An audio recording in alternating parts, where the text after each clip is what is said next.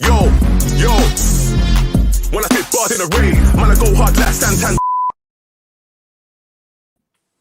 Yo, people, welcome back to another episode of the Touchline Hotspur podcast. Also, a brother pod of the Touchline Fracas podcast as well. Thursday evening, sorry. Before we sneak this one in before Love Island. That's more settings at 9 p.m. But let's talk about Casa White Hart Lane settings for the love. Yo, I'm joined by two of my faithful co-hosts. Tops, what are you saying? Booker T, should I call you? Yeah, man. You know how it goes, bro. Only makes sense, the big man. But we're out here, man. Happy, ready to go, man. So I'm good. You're happy? I know you're ready to go, but you happy? Really? You happy? Don't worry. Just wait. Don't worry. Just wait on it, bro. Just wait. Okay. And we got the giant, aka Dave, Treble Z. What are you saying? Yeah, man, all good. Yeah, it's been an interesting week at Casa Dele. Casa Dele, that's a better one. Casa Dele. So, let's see what happens, innit? See what happens. Casa Dele is a better one. I can't even lie. Yeah, it's been a weird week in the Spurs world. Let's be real, because I mean it started off well. The deal that was confirmed last week by Fabrizio was actually confirmed by Spurs in the end, with Brian Hill coming to Spurs, and then that donkey off ski to Sevilla. Yeah, and then of course we already knew about Galini from the other Saturday as well, but it seems as if it's been a bit in terms of incomings. Of course, we got a lot to get through today. We got to get through the news on Alderweireld leaving as well. We got to get some thoughts on that and where he ranks amongst our best centre backs in the Premier League era. Because I was seeing all sorts of nonsense on Twitter this week about where that partnership with Jan Vertonghen ranked, and a lot of people were putting too much disrespect on their name. But anyway, that's there. We're going to talk about Romero, of course, the elephant in the room. We're going to talk about the deal story and talk about a simple case of deja vu. And we're going to talk about, of course, how the boys actually fared in action, because I know you guys watched the friendly. I didn't watch it, so you lot can give me the lowdown. So we got a lot to get through.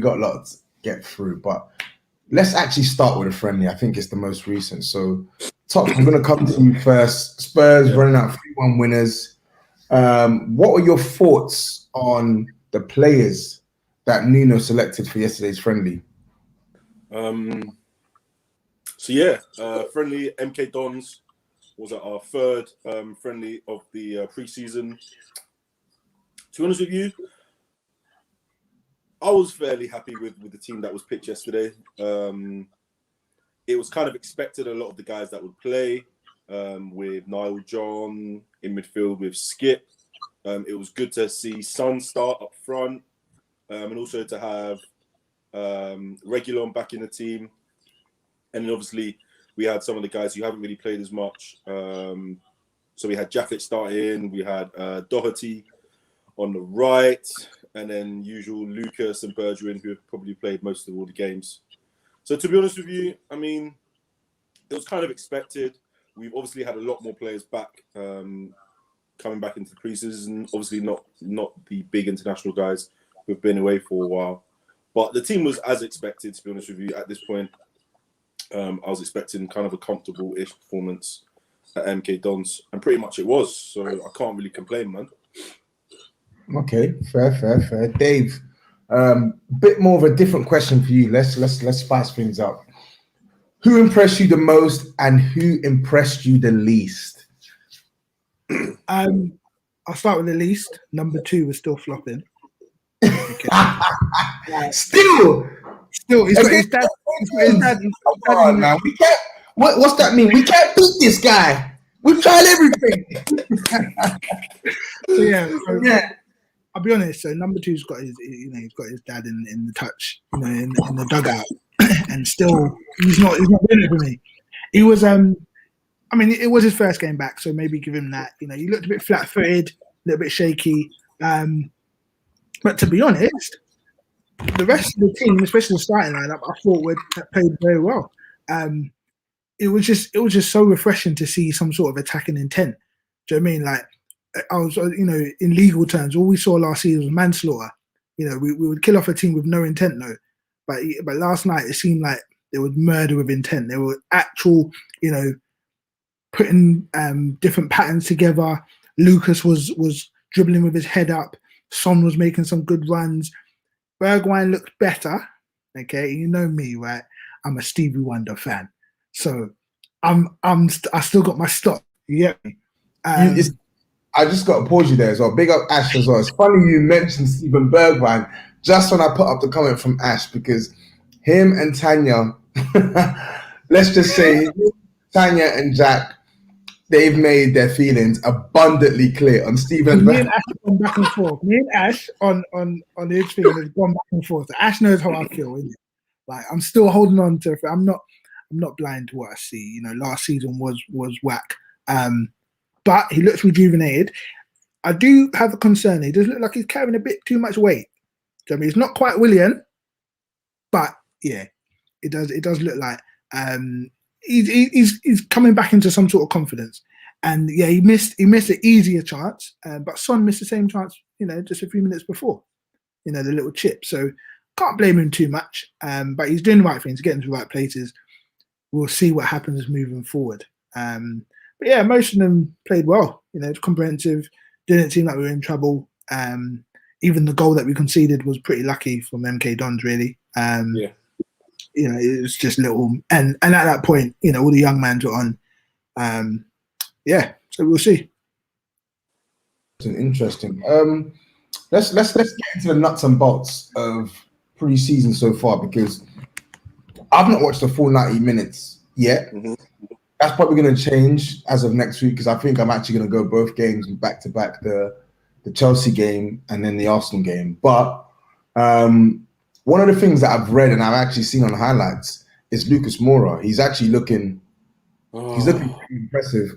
And this is a player that I still want the club to try and offload if possible. But it seems as if Nuno is going to give this guy a lifeline, and it seems as if Nuno is going to give this guy and Hill the opportunity to take that right wing spot, because I've not really seen Steven Bergwijn operate on the right. I think when I've watched him in pre-season and highlights, he's been coming from the left.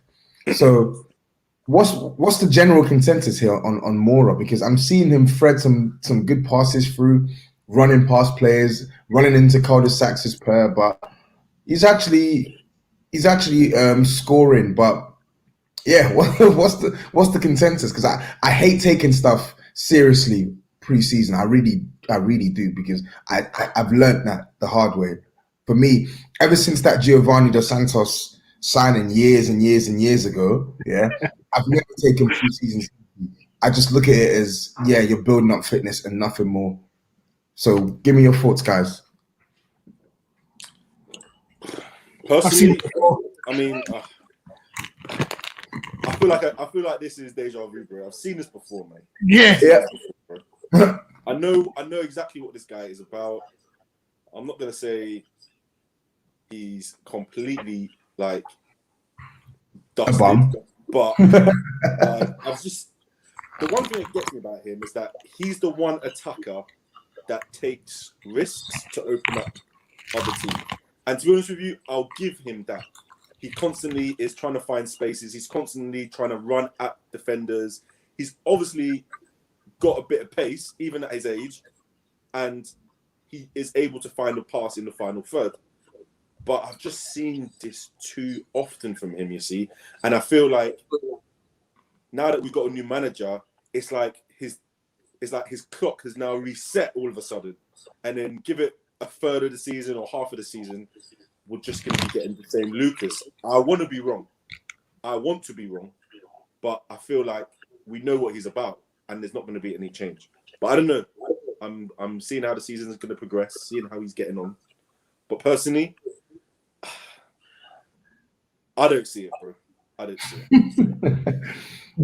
You know, I call him Moura, the famous duo Bonehead. I call that guy Bonehead. I remember I called this guy Bonehead so many times last season that I literally had it saved. You see on iPhone when you have your saved emojis, I had, you see the Bonehead, just a big head, and I had the bone. I used to do that all the time, Bonehead, because that's what he is. That's what he is. But anyway, listen, he's looked impressive in pre-season. Dave, what's your verdict on Moura? And then moving off Moura as well, I wanted to get you to talk on Nuno's sort of formation choice that we're seeing, because from what I'm reading, he switched and completely abandoned the 4-2-3-1, and we seem to be playing a 4-3-3 now, whether it's Skip playing deep, Winks playing deep. What's your thoughts on that as well? So hit me with the double whammy. Yeah, so Moura, he's got one more season. You've got to think about it. So we've got, in the European games, we need a senior member of the team to step in and help the young guys. Moura's that guy. Do you know what I mean? And if you look at everything, all the videos coming out from the club and whatnot, everyone loves him. He loves everyone. He's got that kind of persona. Never give up. And actually, as much as I was going to say we see this every preseason, but actually what we're seeing this preseason is a continuation of what we started to see a bit last year. If you remember the Crystal Palace game, the Fulham game, I think he's winning the ball high up the pitch. He's making some really good runs. Yeah, he does fall over to himself sometimes, but like his play for the third goal yesterday was what you want to see from a player in that position. So he's definitely got more credit in the bank than others, in the squad. In terms of formation and that, yeah, like we played two formations yesterday. Was it 4-3-3, and then I think it was a 3? Was it like a 3-5-2, 3-4-3 kind of thing? Yeah, towards the end, it looked like it was a 3-5-2. Then when he made more subs, it almost converted into like a 3-4-3. So yeah, it was good. It was good. I wasn't sure about the 3-4-3, but we don't have centre backs on the pitch yesterday, and even in the club that could really run that system anyway. So looking at the back four situation, it's very solid. Skip is just like he's holding it all together. He's just been the glue. Do you know what I mean? And again, last night we saw his range of passing. And this is what I'm saying about Harry Winks, yeah? I told everyone last season, he needs to be carrying bags, right? Carrying bags with the coach, that's it. Yeah? Because Skip is coming, right? He's playing that kind of deep lying role. He gets the ball and immediately turns into a bit of a playmaker. He's moving the ball forward. It's very direct. And I feel like Nuno has given that instruction. Get the ball forward as quick as possible. None of this sideways shuffle. This is why Ben Davies can't run in this team. Yeah, none of this sideways shuffle business. It goes into the midfield and it goes straight forward so quick. And that's what's getting the best out of Moura. That's what's getting the best out of Son. It's quick movements, because they were making these runs last year, but there's no one was in the middle to find them. So it'll be interesting to see now that we see Ndombele back in training after the birth of his little baby. Congratulations to Tongi. And doing this thing. It'll be interesting to see how it works with him, Skip, Højbjerg, and what kind of combination. Obviously, Lo Celso coming back from the Copa America, see what kind of combinations he do. And also, watch out for Now John. I think stays at the top. The Conference League game, we could see like a Skip, Now John pivot, as it were. And I think that's going to work quite well. There is no like out and out defensive midfielder. It's like someone plays deep and just anchors the thing, comes off from the centre backs. It's very fluid, and it means you never compromise going forward or in defence. So it looks good. It looks good, and I think it means we can go into those trickier games in the league with a bit more confidence than last year when we're like, well, we're going to go 1-0 up against Burnley and try to sit back. Like I said, go on. Merlin 10. So I think it's looking positive. Let's see what happens. Fair. I think again, I'm I really don't want to cling on to pre-season like this because pre-season is pre-season, isn't it? But it'll be interesting to see how Nuno sets up against Chelsea and Arsenal next week, because I feel like that'll give us a bit more of an indication in terms of what he's trying to do with this team. Because one, that's Premier League opposition. Two, that's opposition that we're going to need to be better than to do anything of note this season. And good luck being better than Chelsea this season. And even being better than Arsenal is not guaranteed. Like it's not at all. So the one other thing I wanted to mention, and Jay Spurs mentioned it in the comments as well. Here we go again. Dele Remontada version. Whoa. Before you get there. No. I need to. Exactly. I want you to stop me. I want you to stop me because it's like that GTA meme. Ah, shit. Here we go again. Here we fucking go again. I knew you were coming. And I'm waiting for you. Understand? I'm going to go grab my popcorn. Man, then listen, yeah? This remontada that man them are speaking about, everybody knew that Ali was going to be one of the bigger guys to perform yesterday. I've heard a lot of information about Ali coming back. AK Dons, captain high season in great physical condition, blah, blah, blah. Ali now being the captain against MK Dons. I know his stocks are down, bros, but my guys, do not buy the dip. I promise you, do not buy the dip, because this man is the man we know. We know what kind of player he was, but against inferior opposition, in the style of play that he's been playing and the positions he's been playing, don't buy the dip. I promise you, your stocks will plummet. The stocks you need to be investing in are the skip stocks, because those are moving high value now. I promise you, high value now. All right, listen to that. Don't buy the Ali dip, but anything you got, lump it on Oliver Skip, and that's what I'm gonna say on that. You know what's interesting on this Ali thing as well, because he's playing him as a number 8. I read on Alistair Gold's report today. He's playing him as a number 8. So when we play 4-3-3, he's playing as an 8. And I've literally seen this movie 1,000 times. I've seen this movie 1,000 times, and it's always a horror show. It's always in fact, it ends as a horror show, because he's not quick, he's not mobile. He's an intelligent football player in terms of the positions he takes up and his late runs into the box, and he has the ability to pass a ball. Maybe not consistently well, but he has the ability to pass a ball. But he's just not a good number 8. Like he isn't. Can I just interject though? In this system, right? It's weird. He's an 8 defensively. Like when we don't have the ball, he's sitting as an 8. But when we do have the ball, he pushes up as a 10. Do you know what I mean? So it's like it goes from 4-3-3 to 4-2-3-1, because Skip and John weren't really getting involved in them kind of passes, them attacking moves. So it's a weird one. It's like I'm going to cover your flaws a bit. And I think that's why Ndombele is going to come in. You know, I think Ndombele is going to be that guy in the midfield 3. You're going to have probably Skip and Højbjerg on the other 2 midfielders. And then, like I said, you're 8 when we don't have the ball, but a 10 moving forward. And, again, he looked okay yesterday.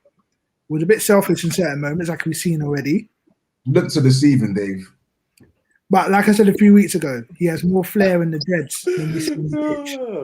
So Dele stocks, not only have they depreciated, they absolutely stink right now. They stink. Do not buy stocks, man. If I could represent Dele to a stock, in fact, not even a stock, into a cryptocurrency, I would link him to Ripple in 2017. You know what happened with Ripple in 2017? Ripple boomed and boomed and boomed and boomed.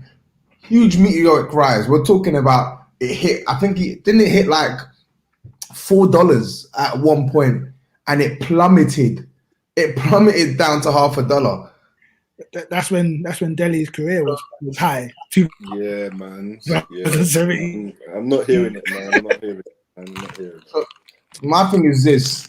Yeah, I'm done waiting on the Dele remontada. I still think this guy's a good player deep down inside, but I need that good player to fuck away from Spurs.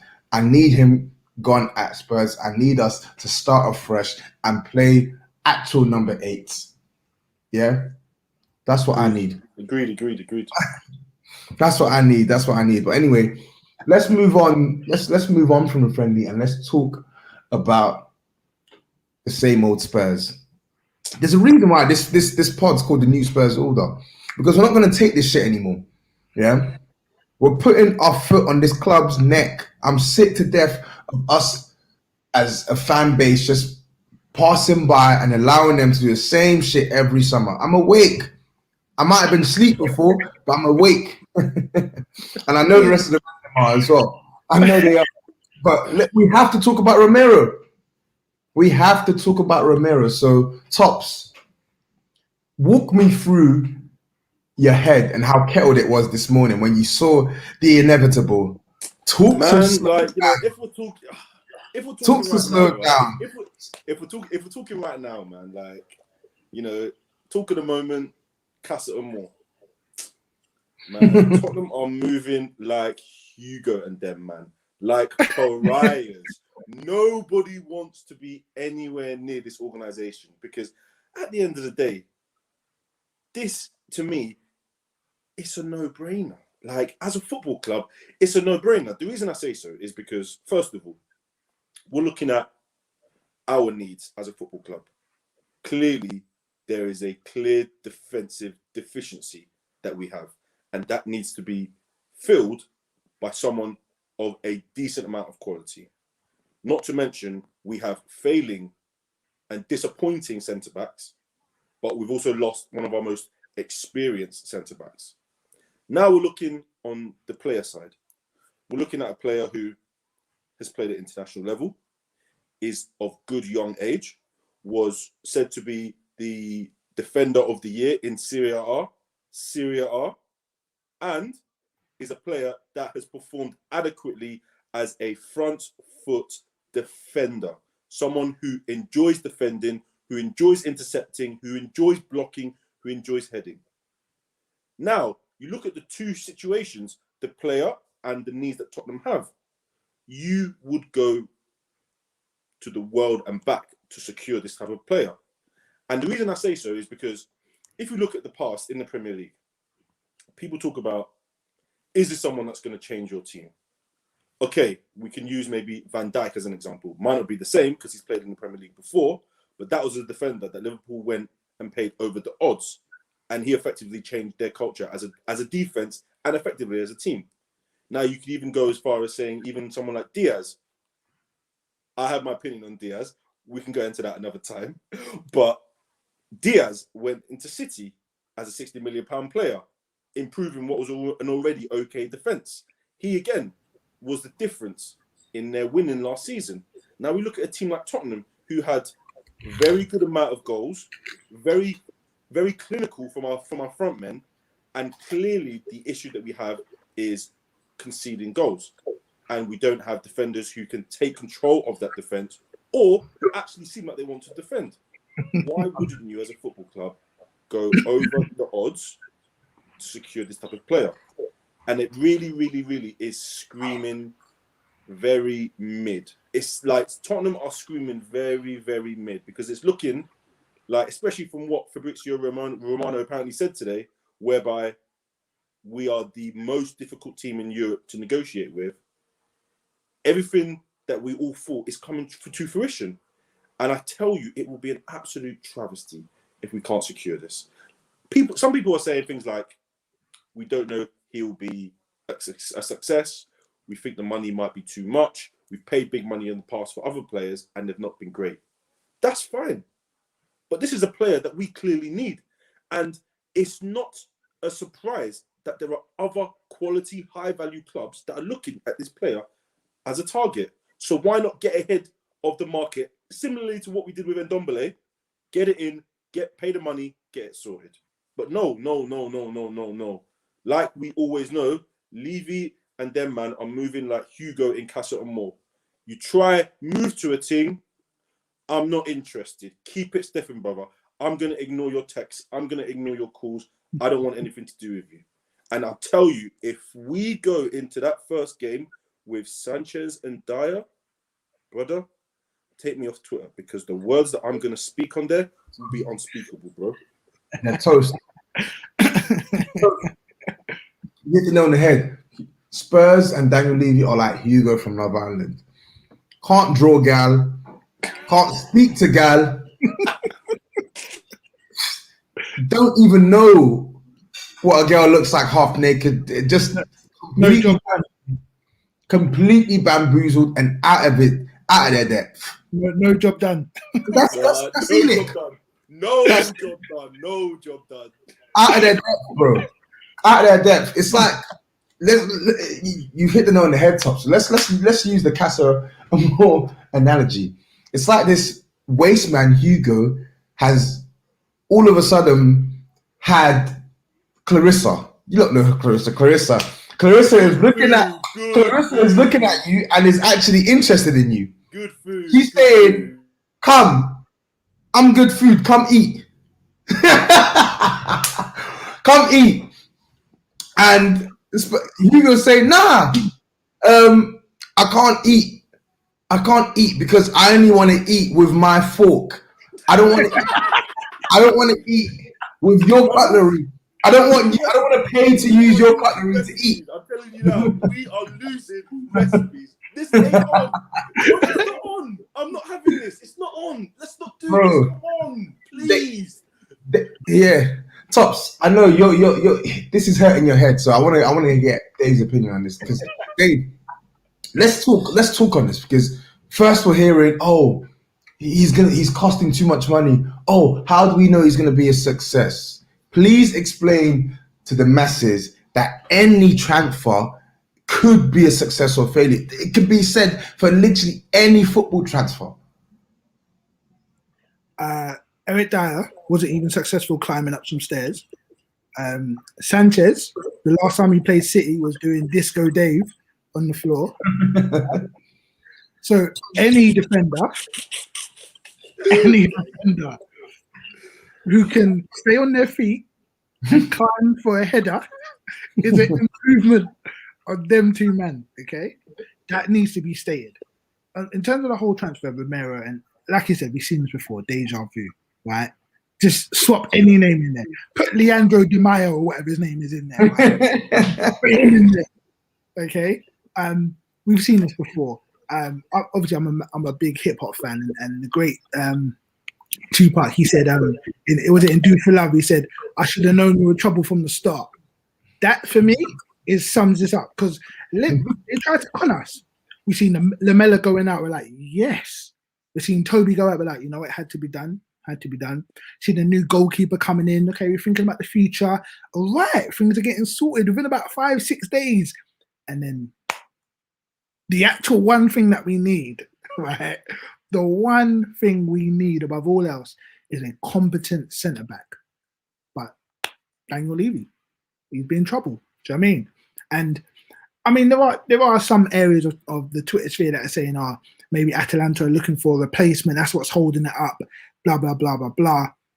But if we don't get this over the line, and we're walking into that first game with Dyer, Sanchez, Rodon, Tanganga, and whoever else from the academy as our like centre backs, we are gonna, not even that first game, the first 6 weeks.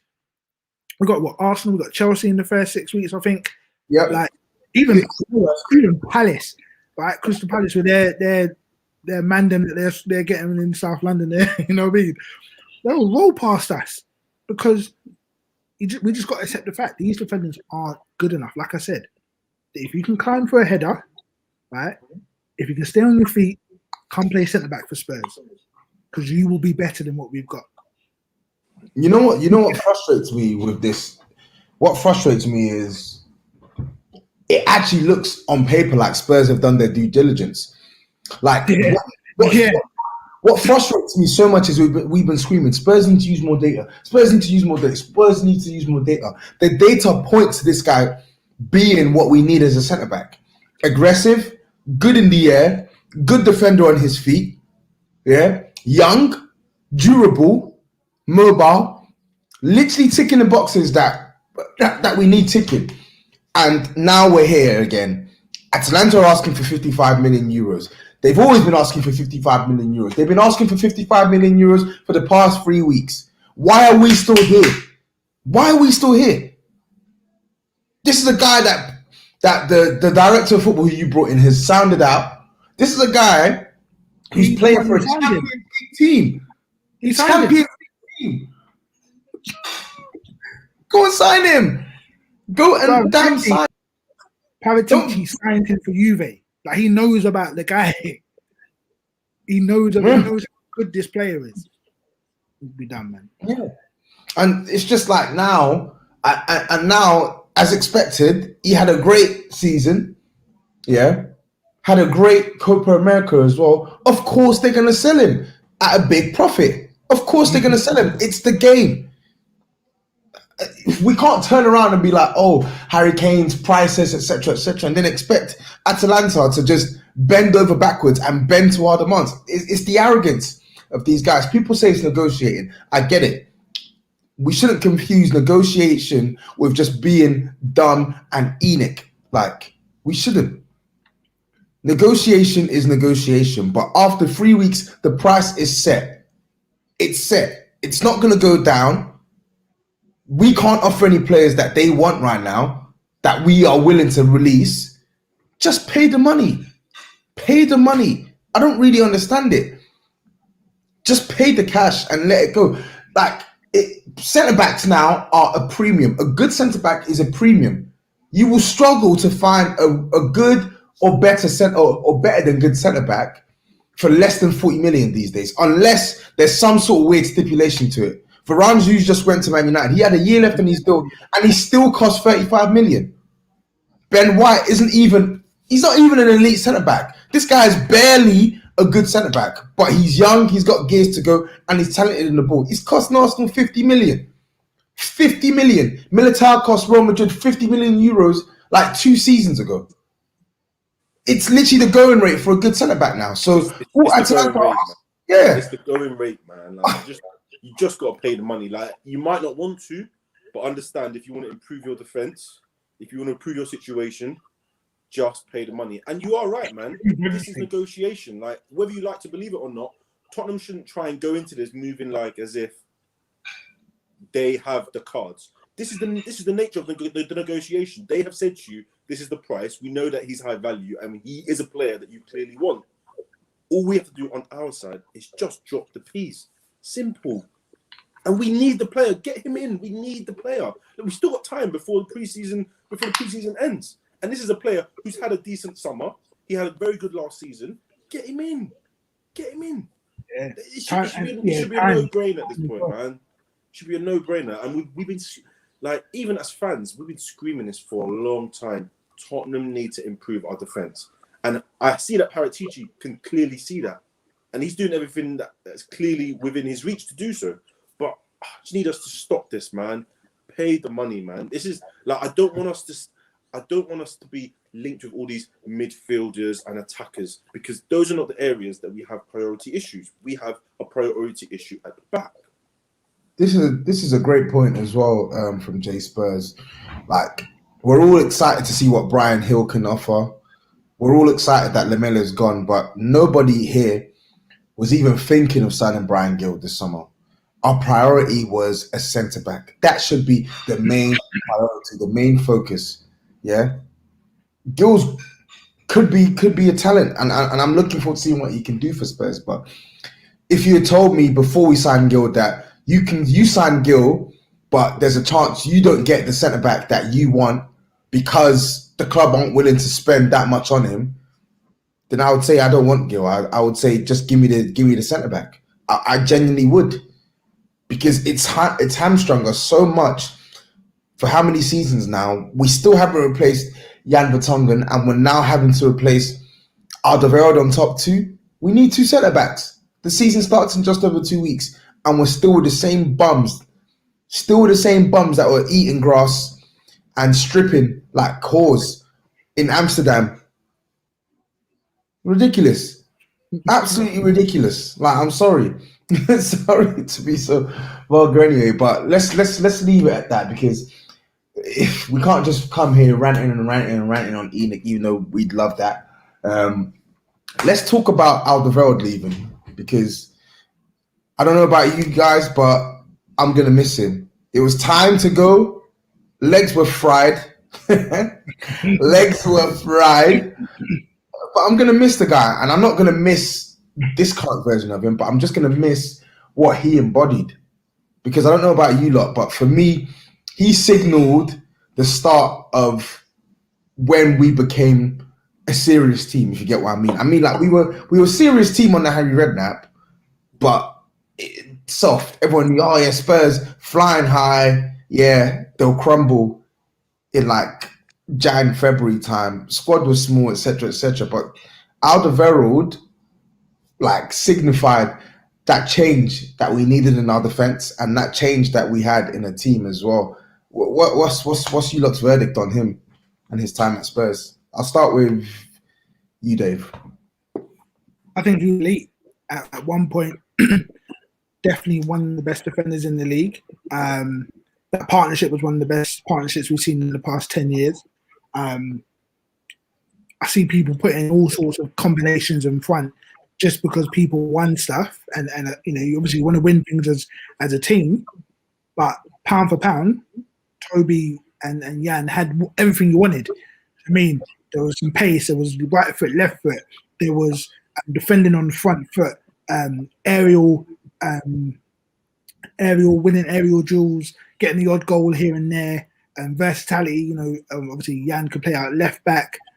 Toby could step into, can bring the ball forward. Like you said, it was when you finally looked at it and went, okay, cool.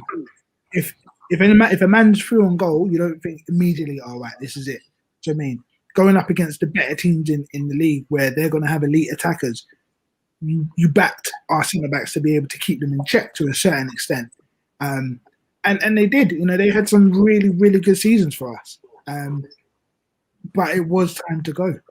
You know, Toby just, and I actually think the regression was because he was playing with Eric Dyer and Davinson Sanchez, who literally spent half the game pointing fingers at someone else.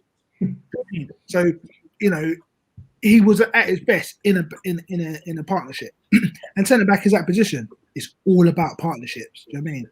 So as good as he is, he's obviously got a bit more in him. You know, he's not retiring. Obviously he's got the money deal out in Qatar or whatever. But yeah, I think we have to give him credit, and it was a pleasure to watch him, pleasure to see him, and off the field. Just a special shout out to all his efforts with when the pandemic hit. He was sending iPads to hospitals, helping out young kids around Tottenham area who didn't have the resources to study from home. He was helping them out. He was just a great player, great ambassador for the club, and I'm sure this is not the end of his time and connection to us. So wish him all the best, but it had to be done. It had to be done, man. Trust. Had to put that horse down. And boy, did we put it down and get a nice check to go with it as well. Yeah, 30 mil. Yeah. Tops, I'm gonna come to you on this as well, because Dave alluded to it. But yeah, let's draw out them man who were chatting all that bullshit. Yeah, if you're listening, Touchline man, them. I know who you are. I know who it was behind the screen that day that was trying to come at me sideways when I insinuated how good this partnership was. So tell the man them how good Alderweireld and Jan Vertonghen were as a duo, because I don't think they're getting their flowers. And yes, we can talk about the fact that they've not won a trophy, but if we're talking about the individual level that they had as a duo, talk about it, please, because like, to me, man, I don't know. I just feel like, first of all, Toby, man, as a single defender, I don't think he was given. Well, as Spurs fan, he's been given his dues, but weirdly, I don't know. I feel in world football, he kind of hasn't been, man. Like, we signed him from Southampton for 12 million or what it was, and he'd been away to Atletico and came back. Signed him because I think we signed him from Atletico. He was on loan. Yeah. Yeah. So when we did when loan we did get him, like I don't know, I felt it was a weird one because we had a free run at a player who was an international Champions League experience, and when he did come and him and Jan linked up, man, it was different. Like it was different. Like in terms of me as a Spurs fan, him and Jan, they were hands down the best defenders since Dele King I've ever seen at Tottenham, hands down. And the best partnership. The disrespect that people are giving them is funny. But do you know what? I think people are being cheeky because people are giving them disrespect because, first of all, I think they play for Spurs. And second of all, because the season that they were unreal, where we conceded the least amount of goals and we finished, is it second or third? The last season at the Lane? Second. Yeah. People were talking because Tottenham didn't win the league. So actually, just because we didn't concede, just because we conceded the least amount of goals, that was just an idle season. But honestly, those two changed the culture of the way that Tottenham, I can never say in my lifetime, apart from Dele King, that we've always been known for having a good defense or good defenders. But these two, especially Jan, in my opinion, but these two have been incredible. Like, I still feel that Toby was always the quieter one. And I feel like I've called him out because I feel like sometimes he hasn't been able to take up leadership roles in the team. But then I understand that that's maybe not the type of player he is. However, he has been incredible. Like I watched the video that Tottenham put up of him, like 9 minutes of his best like sort of highlights as a defender. Unbelievable passing range, unbelievable sense to sense danger, unbelievable calmness. And I think I saw a stat which was incredible about him playing 200 games or something like this and conceding, is it one chance or something like this? Or no, one error, one direct error. I never trust these stats because I've definitely seen Alderweireld get mangled and make more than one mistake. I definitely have, but yeah. But like at this point, man, I can't speak negatively on him, man. I can't. Like, if you're comparing him to the guys that we have left, it's scary. I think I saw another stat the other day where Sanchez in 18 games conceded more than 3 penalties. Like, these sort of things, I'm looking at the difference between the quality of defenders is so stark. But I just feel like this is a finished version of him as well. This is a finished version of him. Bear in mind, easy. And like the one thing as well that I've been thinking about this because I'm sad to see him go, but I think it's time that he's had to go. Is that certain man, and I tweeted this as well, certain man, they know when their time is up. They have shame. Do you understand? They know when their time is up. When the time is up, let me pack my bags, let me leave on a high, let me know when I need to be moving on. Certain other men are just chilling in the ranks. They do not know when it's time to move on. And we're paying them like dickheads. Certain man just needs to keep it stepping and move on. At least Toby realizes, listen, my legs might be gone, but I've still got the quality. I can still play international level, and let me earn my last bag. Cool. Why is Dyer still at Tottenham?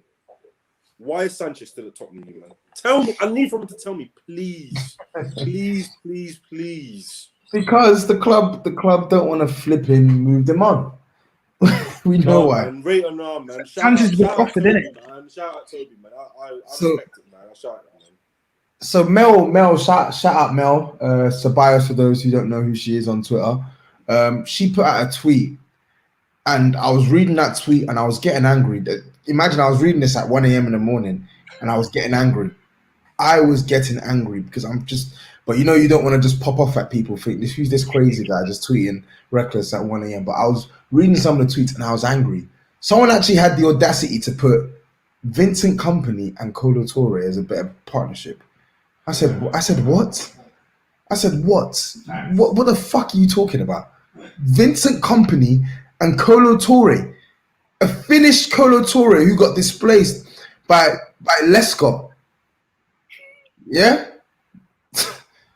Boy, I was seeing some brazy centre back pairing combinations, and it was just making my head hot because I know full well Alderweireld and Jan Vertonghen were better than at least 7 of those partnerships that I'm hearing.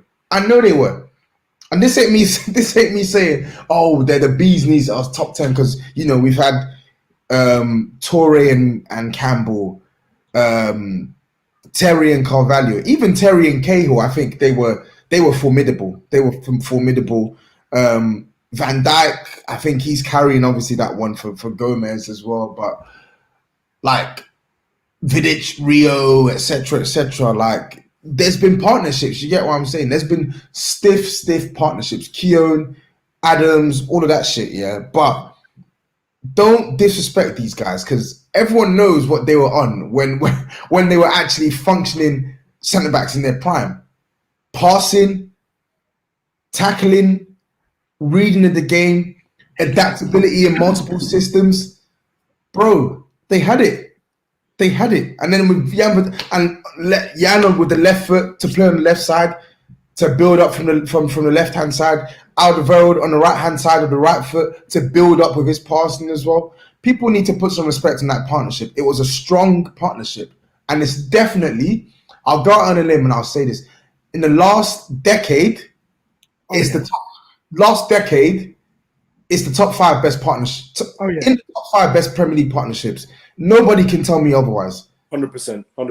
Nobody can confidently name me 5 Premier League partnerships that we've seen in the last decade that's better than Alderweireld and Jan Vertonghen. I'm just reading for the tweets now.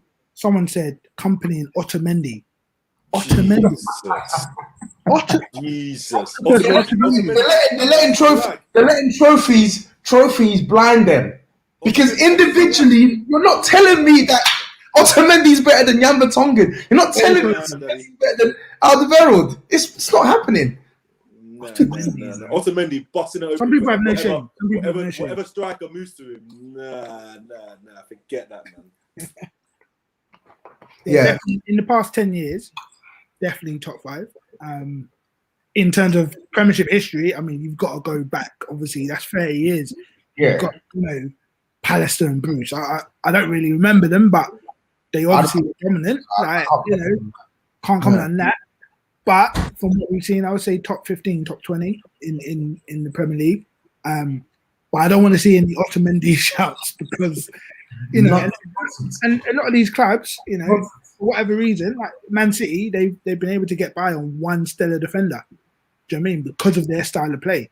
And I'm not knocking them, but they can play on the front foot. What these guys had to do, they took over from Kabul and Gallas and them kind of man. Do you know what I mean? Like, that's where we were at. Nunes and William, I play for every club in London, Gallas. That's Vlad Chiriches. Jesus. Yeah, him. Right? And I saw Koto on one side and Chimbonda knocking around the other side. And nah, man. Like to go from that to what we would manage to build on the Poch, and we didn't get over the line. And there's multiple reasons for that. I do blame Poch. But anyway, we didn't get over the line. But then as a partnership and even as individual players, they are top centre-backs in the history of this league. All I'll say is this. The 2 full seasons where they were playing with each other for probably 80% or more of the season, we had the best defense in the league. We had the joint best defense in 2015, 2016, and we had outright the best defense in the league in 16, 17, despite not winning the league. So the proof is literally in the pudding. It's literally in the pudding. Of course, Kyle Walker and Danny Rose, excellent. They did their part. Wanyama, Dembele, they did their part. Even Dyer, before he was washed, did their part too. But that centre-back pairing was top. It was top. And it's factual. So I'm going to leave it at that. Them touchline, man, you lot know who you are. You're nasty. The Discord season is upon us. And I'm coming back with a vengeance this season. I don't care. Let's go. Spurs could be relegated, and I will never stop being on your neck. So I'm coming for you. I know who you are, and I know you can hear me. I'm coming for you. Yeah? Cool. Yeah, watch out. Tappin's on his way, man. Tappin's on his way. Don't worry. Wait there, man. Wait there. Wait me. Fucking wait me. Anyway, lads, I'm going to sign off with one more question.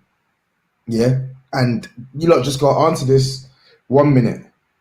Sorry to go back on the Romero point, but the alternative, as Fabrizio mentioned, we got Plan A, get Romero. Plan B, spend the money that Atalanta are asking for on 2 centre-backs or possibly even 3 centre-backs. Which option do you want and why? I'll start with you, Dave, first. Which option? Oh, Romero. Yeah. Romero. I'm sorry.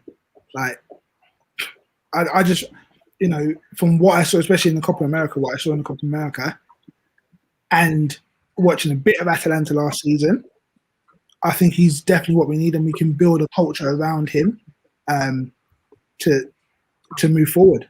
Do you know what I mean?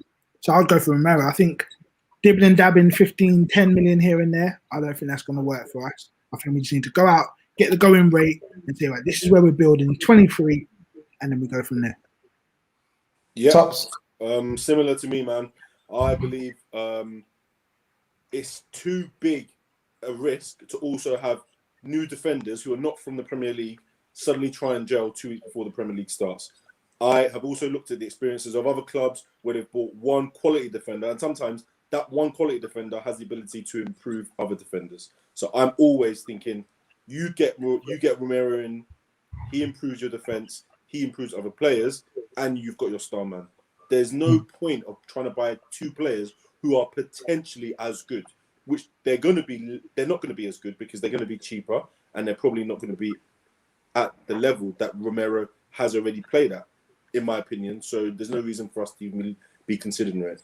In my opinion, it has to be the one quality centre-back, which is Romero, the one top target. Go for him, and then let us just see where the chips land from there, in my opinion.